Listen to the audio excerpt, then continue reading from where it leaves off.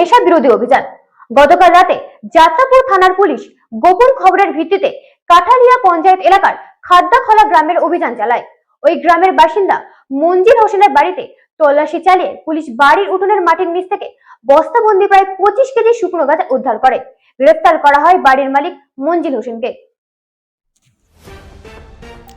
যাত্রাপুর থানার পুলিশ গোপন খবরের ভিত্তিতে 10ই মার্চ রাত প্রায় 8টার দিকে কাঠালিয়া পঞ্চায়েত এলাকার খাদ্দাখলা গ্রামের মঞ্জিল হোসেনের বাড়ি থেকে তল্লাশি চালিয়ে পুলিশ উঠোনের মাটির নিচ থেকে বস্তাবন্দি 25 কেজি শুকনো গাঁজা সহ বাড়ির মালিক মঞ্জিলকে থানায় নিয়ে আসে।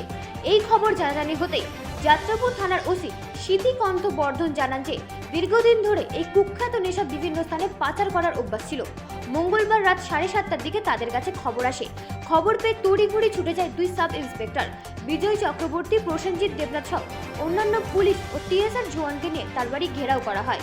অনেক খোঁজাখুঁজির পর তার উঠোনের মাটির নিচ থেকে বস্তাবন্দি শুকনো গাঁজাগুলি উদ্ধার করা হয়। সঙ্গে সঙ্গে বাড়ির মালিক মঞ্জিল হোসেনকে পুলিশ আটক করে থানায় নিয়ে আসে। ওসি জানান তার বিরুদ্ধে এনডিপিএস দ্বারা একটি মামলা রেজিস্টারভুক্ত করে আজকেই সোনামুড়া কোর্টে পেশ করা হবে। ভিডিও রিপোর্ট রাত-দিন নিউজ নেটওয়ার্ক।